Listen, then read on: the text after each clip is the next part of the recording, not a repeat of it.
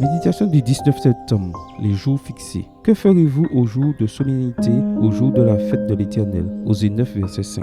Nous avons pris l'avion, mon épouse Esther et moi, pour faire le voyage de l'Allemagne à l'Espagne avec une escale en Italie. Nous sommes partis le vendredi et nous espérions arriver à la maison avant le coucher du soleil. Mais nous avons fini par passer le sabbat à l'aéroport de Milan-Malpensa. Ce fut un jour très long parce que c'était un moment fixé que nous désirions passer en famille et à l'église. De plus, tout nous a été contraire. Quelque chose de similaire s'est produit avec le royaume du nord d'Israël. Ils s'éloignèrent de Dieu et finirent loin de leur terre bien-aimée, déracinés et errants. Le prophète Osée se demanda ce qu'il devait faire quand il se trouvait en terre étrangère et qu'il se rappelait que c'était un sabbat ou une fête. Quand il devait faire des huttes avec des feuilles de palmier et de citronnier alors qu'il se trouvait dans des lieux où cela n'était pas possible. Quand il devait célébrer la Pâque mais qu'il n'avait pas de pain azime ni d'herbe amère, quelle grande tristesse. Aujourd'hui c'est la même chose. Combien d'enfants de Dieu se sont éloignés de la foi et doivent se souvenir des débats de l'école du sabbat et les chœurs au cours du sermon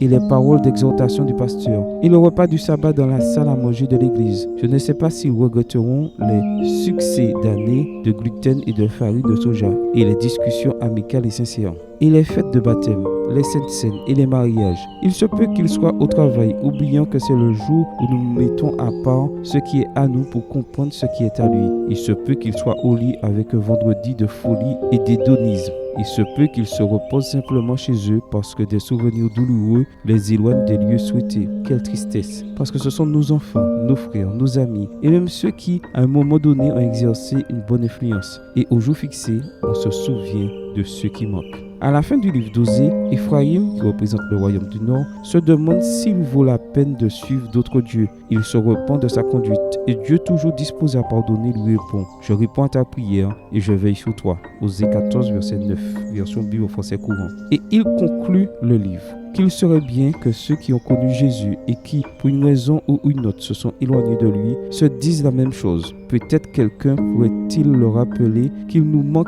les jours fixés et que ce qui importe pour le Seigneur, ce n'est pas le passé, mais le désir d'un avenir ensemble. Peut-être ce quelqu'un pourrait-il être toi. Amen. Bonne journée à toi et que le Seigneur te bénisse.